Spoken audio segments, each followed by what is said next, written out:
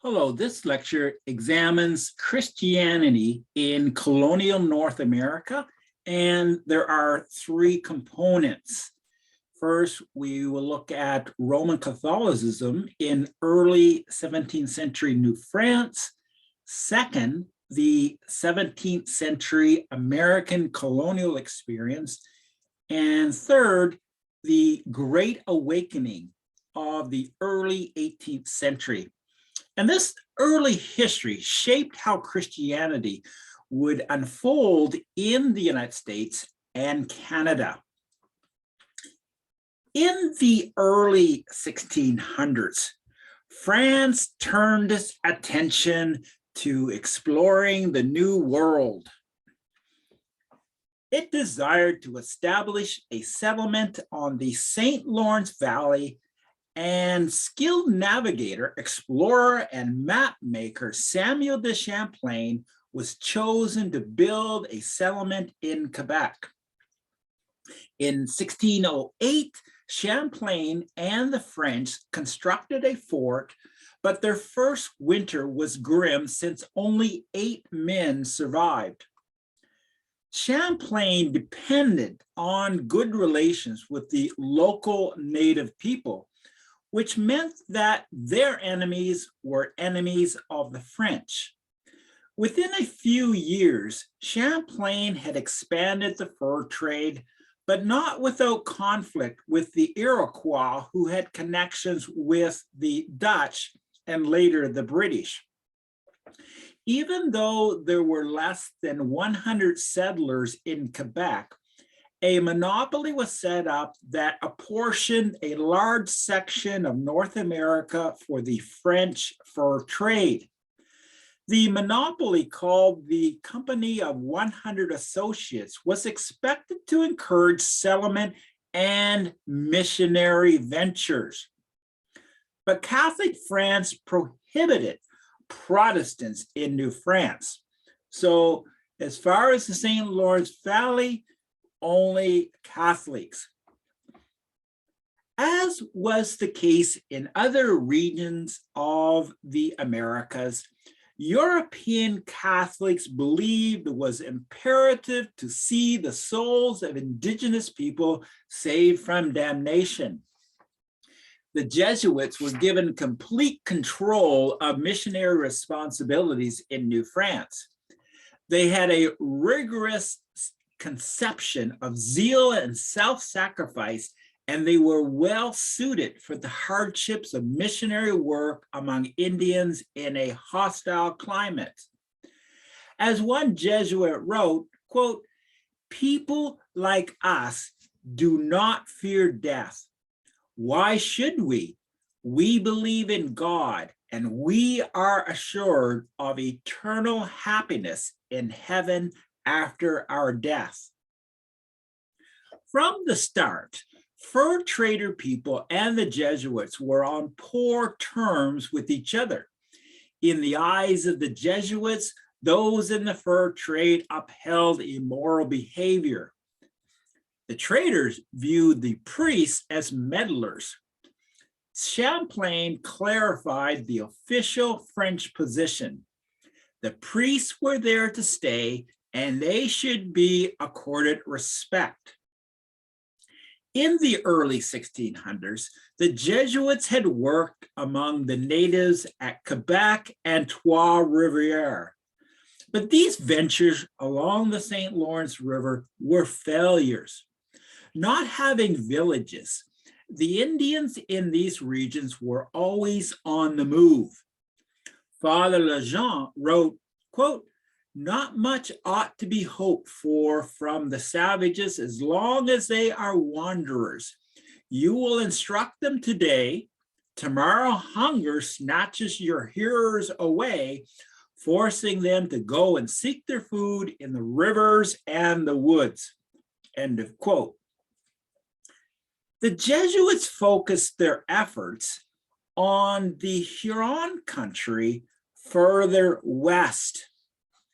This is a region north of Lake Ontario. So this would be today's Southern Ontario. The Jesuits thought that there would be greater opportunities in the Huron region despite its isolation. The Hurons were a sedentary people and therefore available for sustained interaction. Far from Quebec, the Jesuits were dependent on sketchy communications by Huron traders who might drown, be killed by Iroquois, or who might stay at Quebec. Le Champ de Brébeuf established a Huron mission in the year 1634. To gain converts, he stressed the importance of adapting to the Huron way to build closer relations. He wrote, quote, "You must have sincere affection for the savages, looking upon them as ransomed by the blood of the Son of God and as our brethren with whom we are to pass the rest of our lives. You should try to eat their sagamite or the salmagundi in the way they prepare it, although it may be dirty, half-cooked, and very tasteless. As to the other numerous things which may be unpleasant, you must be endured for the love of God without saying anything or appearing to notice them." End of quote. The priests were assisted by lay volunteers whose contracts provided them lifetime support. By the year 1647, there were 19 Jesuits in the Huron country. The Hurons were expected to protect the Jesuits who lived with them. Initially, the Hurons welcomed the missionaries as pledges of French friendship. And this is the idea of the exchange of guests. But this welcome was short-lived for some. Diseases such as a type of measles and influenza arrived with the Jesuits, who themselves were rarely affected. The Hurons' acceptance of the priests was severely tested when smallpox epidemics broke out from 1635 to 1640. And it was in these years that half the Huron population was decimated. The Jesuits faithfully administered baptism to the poor souls struck with deadly disease. The Jesuits rejoiced in their role to prepare converts for eternal life. One writes, quote, "The joy that one feels when he is baptized an Indian who dies soon afterwards and flies directly to heaven to become an angel certainly is a joy that surpasses anything that can be imagined." End of quote. Among the survivors were some who viewed the Jesuit work as sorcery. One Huron elder concluded that the Jesuits should be put to death immediately or else they will ruin the whole country. The lives of the Jesuits were at risk, but the Hurons decided not to kill them. There were far more supporters of the Jesuits than those who were enemies. By 1647, there were approximately 400 professing Huron Christians. The following year, there were 2,700 reported baptisms. The Huron mission, however, met with disaster. In 1648, the Iroquois attacked the Hurons and Jesuits, and they destroyed the missions. In 1649, Jesuit Brébeuf was captured by the Iroquois. Church historian Mark Knoll writes, quote, it says something of the stature he had gained among the Native Americans that when he was finally killed after excruciating torture, the Iroquois cut out his heart and ate it so that they might receive a share of his courage. End of quote. Both Christian Hurons and non-Christian Hurons died, and the demoralized Huron survivors fled to nearby Christian Island, where many perished of starvation despite all the relief that the missionaries could give. Scholars argue that the spread of Christianity was resisted for several reasons by Canadian Native people such as the Hurons. First, there was conservatism of the Indian societies. Many of the Indian leaders wanted to conserve. They did not want to see any kind of major change. That was, they wanted to uphold tradition. There was also those who believed that baptism was fatal. And one could see why they would come to that conclusion when the missionaries were with those who were ill. It was the missionaries that did not die. It was the natives. There was also the incompatibility of the European and Indian worldviews. Some of what the Jesuits were suggesting just did not make sense. One point would be, it would seem odd to the natives that the Jesuits did not have a female mate, that they were not married. There was also the power of the shamans who wanted to protect their place in the village. They were wary of the Jesuits in essence, would be decreasing their power. There was also the belief that Christianity resulted in a subversion of their value structure, like their various hunting rituals, for example. Nonetheless, Indian people did become Christians,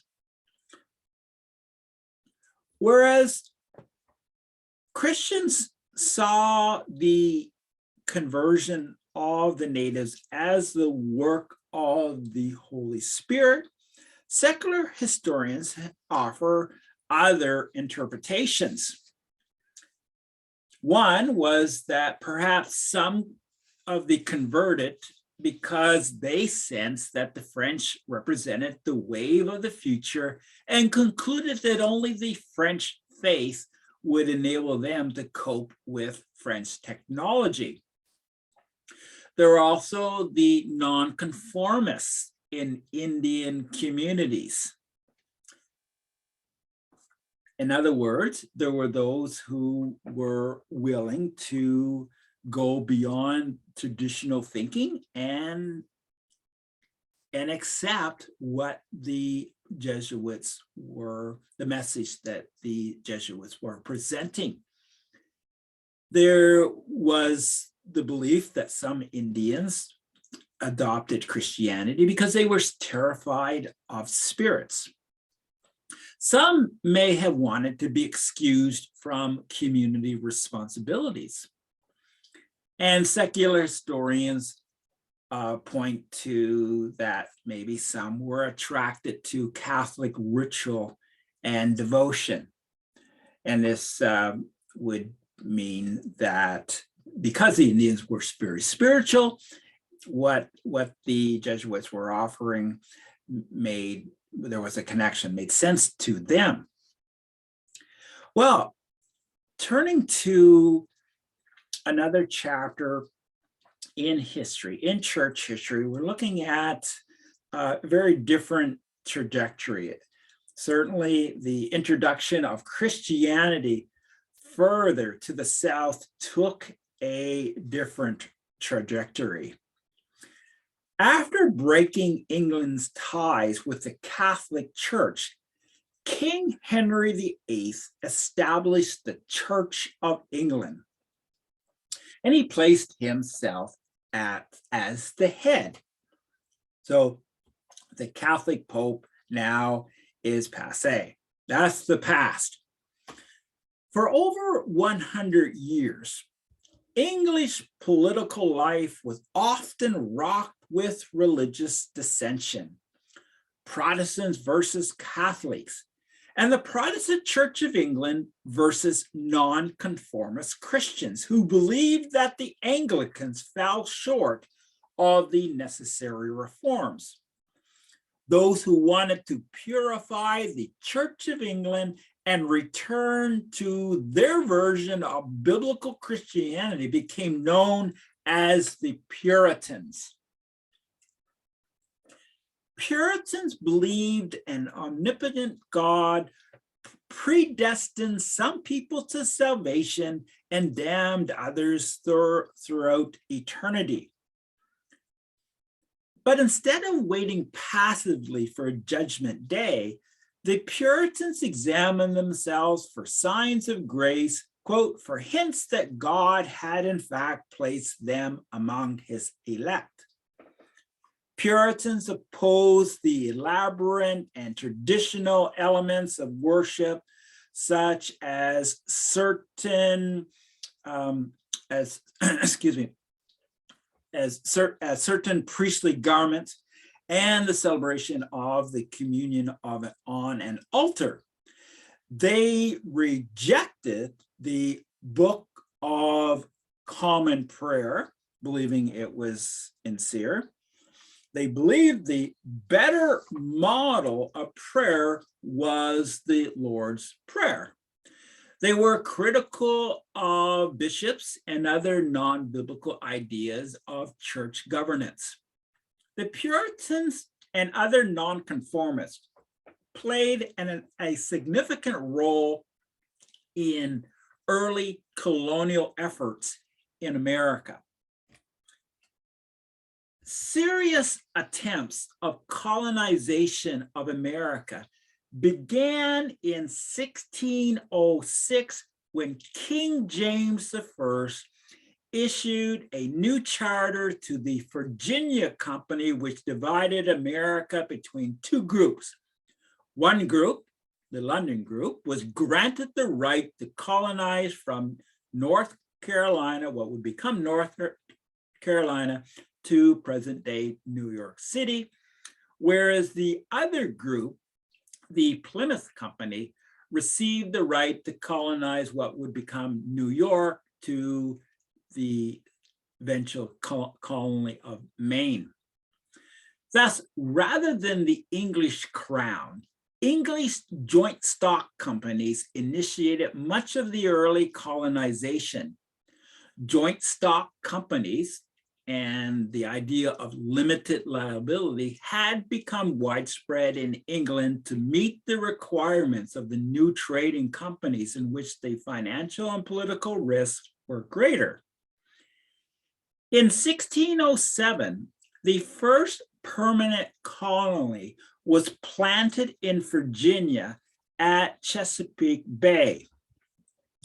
But the approximate 100 men who landed were unprepared to sustain themselves. The Jamestown colony barely survived, only saved from extinction by the leadership of Captain John Smith. The colonists who settled in the New England region, the New England area, were religious dissenters. So further to the north, we have the pilgrims who land in near Cape Cod. Well, these pilgrim separatists from time to time in England had been imprisoned and even executed for defying the government and the Church of England. One group escaped England to Holland, seeking a place where they could worship in freedom. Because they were not Dutch citizens, however, they experienced various hardships. They were willing to try settling elsewhere. They and other pilgrims who were in England, they got together and they voyaged to America, where they arrived near Cape Cod. And this was referred to as Plymouth. Because this was outside the territory of their intended destination, they would be without a government once on shore. Before embarking, an agreement was signed November the 21st, 1620, known as the Mayflower Compact, named after their ship, the Mayflower. Now, with the Mayflower Compact, it's very clear the role of Christianity and the important place of God, and the idea of speaking of a bread sovereign Lord, King James, by the grace of God. Well, it established a civil government under which the colonists would create congregations and profess loyalty to the crown. After the first harvest, pilgrims invited local indigenous people to join them in an autumn festival, a harvest feast, which was later named Thanksgiving. Although they had problems over finances, they never forgot that their mission was a godly one. Well, very similar to the Pilgrims were the Puritans, and they were next to arrive in America. And their story begins in 1629, when Puritans and merchants were granted the Massachusetts Bay Company. The Puritans intended the Massachusetts Bay Colony to be a holy commonwealth made up of religious folk bound together in the harmonious worship of God. The colony was to be considered a city upon a hill. They thought that the church back in England was doomed, corrupt, and they wanted to escape it. The Puritan leader was John Winthrop, who took advantage of a fateful omission in the charter of the Massachusetts Bay Company, the usual proviso that the company maintains its home office in England. That wasn't there, so they were not tied to leaders in England. The Puritans arrived in 1630, and although the first winter was severe, the colony prospered. Boston became the chief city. Eventually, the Puritans came to accept the highly innovative form of church government known as Congregationalism. With Congregationalism, each village church was independent of outside interference. 2 decades after John Smith, the Chesapeake region was also the location for another colony. So we're going back to the south, looking at the Chesapeake region. In 1632, King Charles I granted a charter for Maryland. Unlike Virginia, which was first settled by a private corporation and later converted into a royal colony, Maryland was founded by a single aristocratic family, the Calverts. George Calvert, the first Lord Baltimore, was forced to resign from high office because of his conversion to Catholicism. Calvert still had some friends in high places, and he requested a grant in America to build a haven for Catholics. Although he died before obtaining the charter, his son, the second Lord Baltimore, took over the colonization endeavor. In 1634, 150 settlers arrived in Maryland. Maryland grew slowly, often experiencing religious and political strife. Most of the settlers were Protestants who resented the Catholic elite. As an appeasement, a Protestant governor was appointed, and freedom of worship was assured to all who believed in Jesus Christ. Other colonies soon followed. The Rhode Island colony began as a refuge for dissenters who agreed that the state had no right to coerce religious belief. Roger Williams, banished from Massachusetts for upholding radical views, some saw him as, in essence, the purest of Puritans. He established the town of Providence in 1636 and a government in 1644. Connecticut was founded in 1637 by groups of Massachusetts Puritans seeking better lands and access to the fur trade further to the west. So we have new colonies begin to pop up. We have Rhode Island as a result of Roger Williams, and then we have Connecticut. And of course, with the emergence of the other colonies, this results in a total of 13 colonies. All of these colonies having strong Christian themes. A curious chapter in the history of Christianity in America concerned the witchcraft hysteria of 1692. So at the end of the 17th century, some really strange behavior was broke out. This took place in Salem, Massachusetts.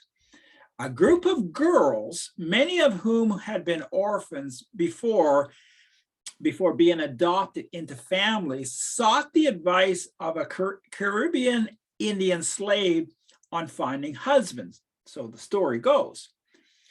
It was this slave by the name of Tituba, and she was said to have assisted them. They, however, the story goes, felt remorse and guilt for being involved in what was believed to be a cult activity. The strain was too much, and they resorted to howling, barking, and stretching themselves into frightful contortions. According to one report, the girls began, quote, getting into holes and creeping under chairs and stools, and to use sundry odd postures and antic gestures, uttering foolish, ridiculous speeches, which neither they themselves nor any others could make sense of. The only explanation was that the girls had been bewitched by Satan by way of witches. Under pressure, Tituba confessed she was a servant of Satan. Accusations did not stop since the girls began accusing their neighbors of witchcraft. Innocent people whom the girls accused implicated others to escape the gallows. They confessed broomstick rides, witches' sabbaths, sexual relations with the devil, and everything witches were supposed to do. The first people targeted tended to be old and impoverished. These would be people that would be more vulnerable. The hysteria only concluded when authorities found that even prominent and powerful people were accused. In the end, over 100 had been charged and 19 were hung. There was an appalling moral cowardice on the part of community leaders. Born of Puritan stock, the prominent minister Cotton Mather took an interest in the episode, but it was a misguided pursuit. Mather was a keen scientist, and it was his scientific interest which made him such an enthusiastic witch hunter. He believed that the trials, if pursued vigorously enough, would gradually expose the whole machinery of witchcraft and the operations of the devil.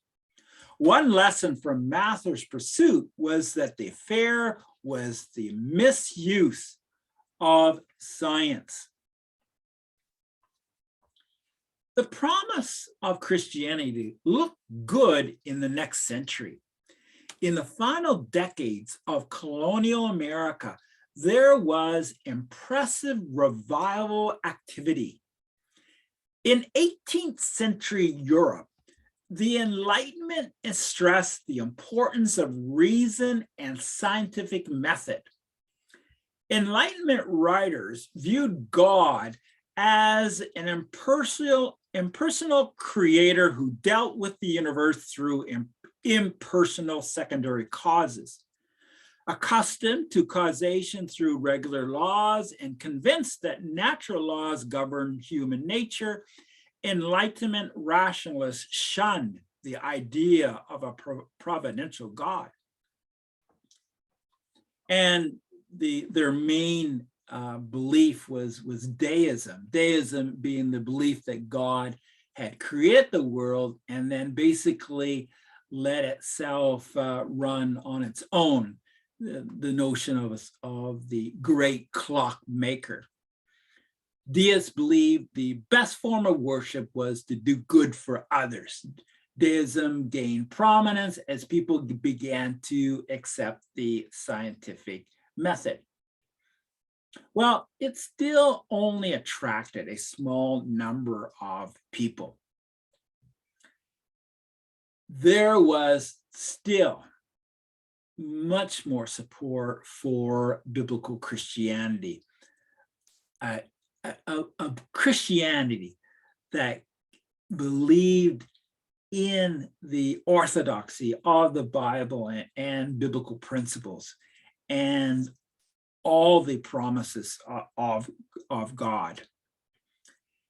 The evangelicals leaders who were impressed with the scholarship of Enlightenment figures such as, John Locke and Isaac Newton, insisted that religious belief involved something much deeper than rationalism. Evangelicalism, in part, was a reaction against the rationalism of deism.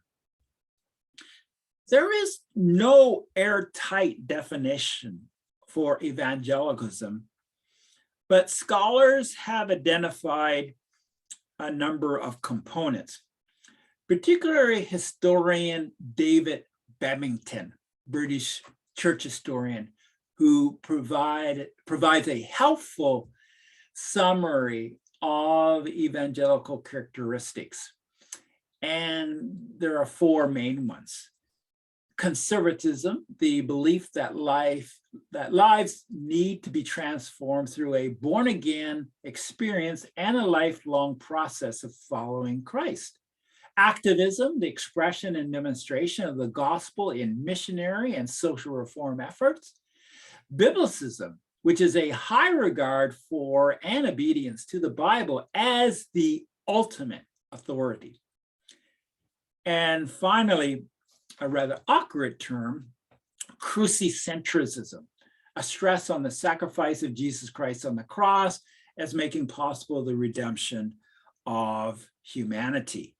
So a focus on Christ's redeeming work on the cross.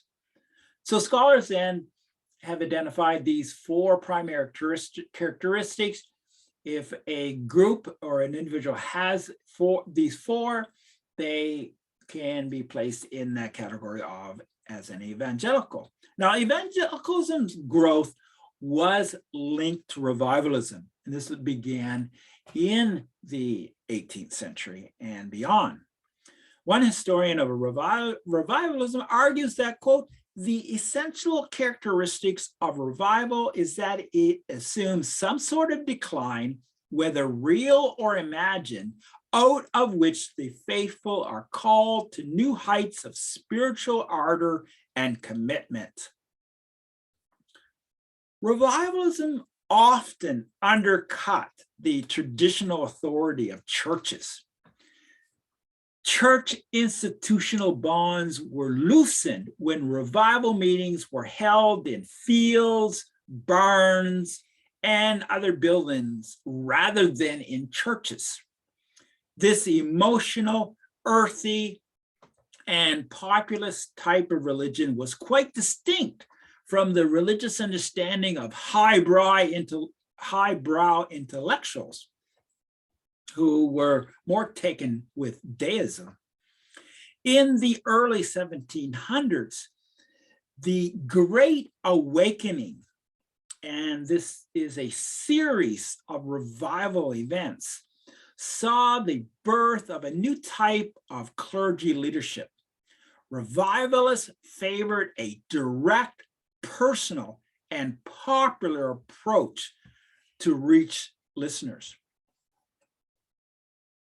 In 1719, Theodor Frelinghuysen, a German pastor of the Dutch Reformed Church, led a series of revival meetings in the New Jersey countryside.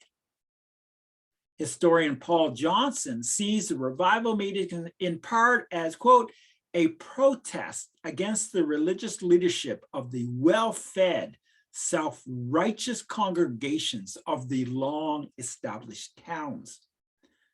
The revival spirit attracted the attention of many important ministers. One outstanding minister was the Congregationalist Jonathan Edwards. Edwards was intellectually gifted, who at age 13 had a good knowledge of Hebrew, Greek, and Latin. At age 17, he graduated from Yale first in his class. Within 4 years, he was head tutor at Yale. At the age of 24, he became a pastor and spent the rest of his life preaching the gospel and writing. He played a major role in supporting the powerful revivals of the 1730s and 1740s. Edwards' evangelical preaching attracted larger and larger church crowds. He was surprised by people's emotional response and their desire for God's mercies. Edwards wrote about the conversions and the revival that was occurring in New England in the 1730s. His writings of revival activity were published in London as early as 1737, and they inspired revival activity in Britain. One of his most famous public sermons was "Sinners in the Hands of an Angry God."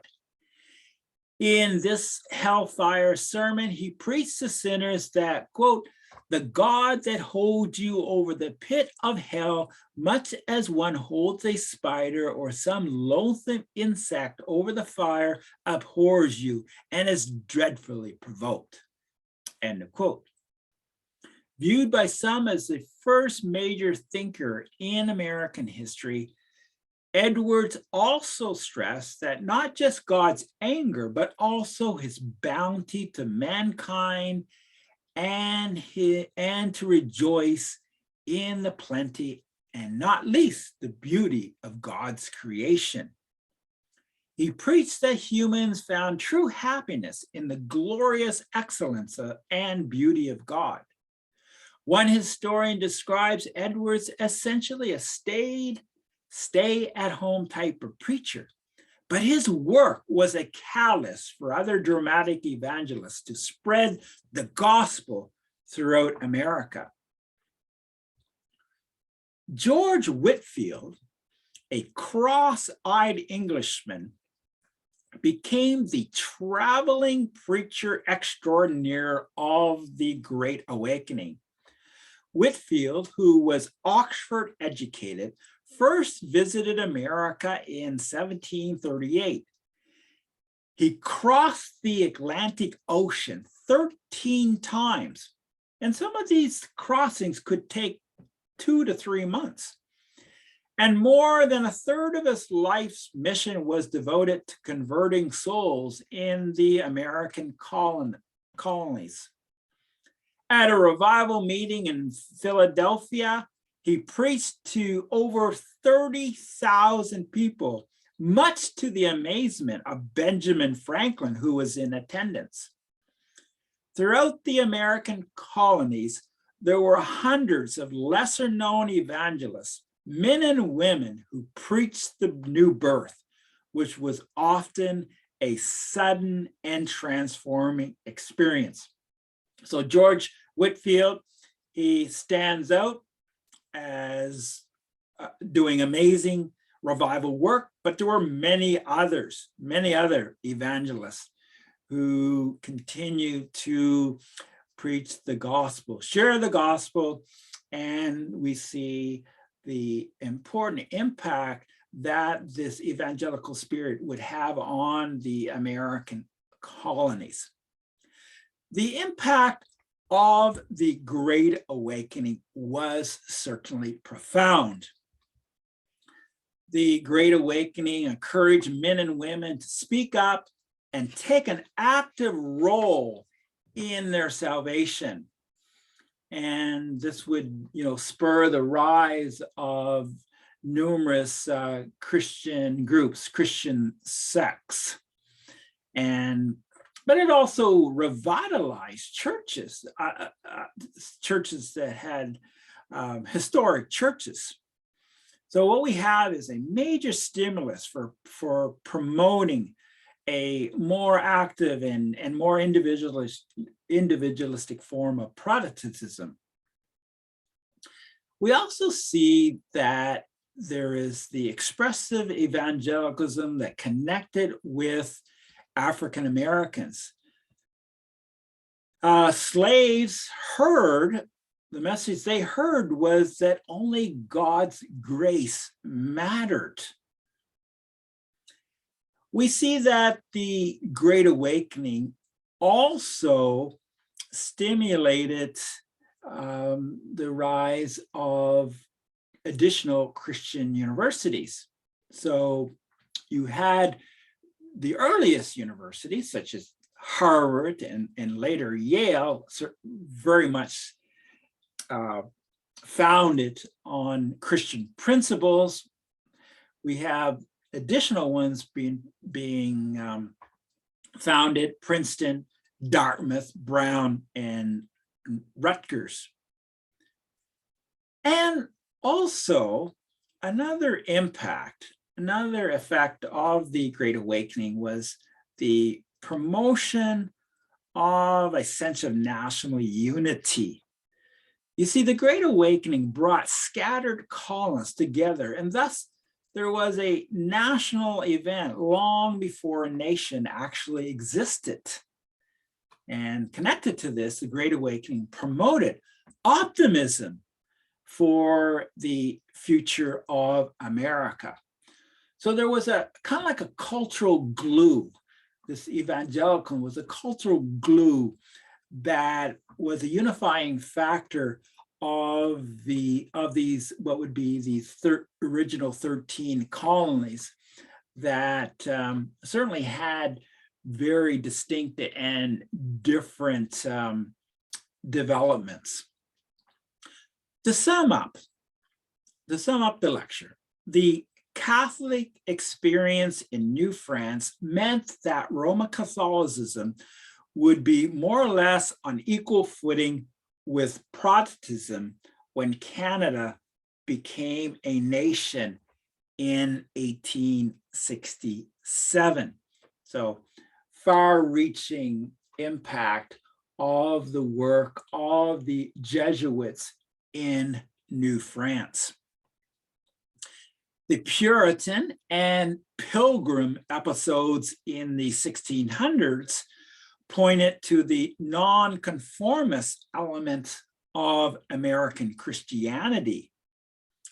And the Great Awakening of the 1700s did likewise. The Great Awakening also foreshadowed populist Christianity that took many forms in modern American history. Thank you.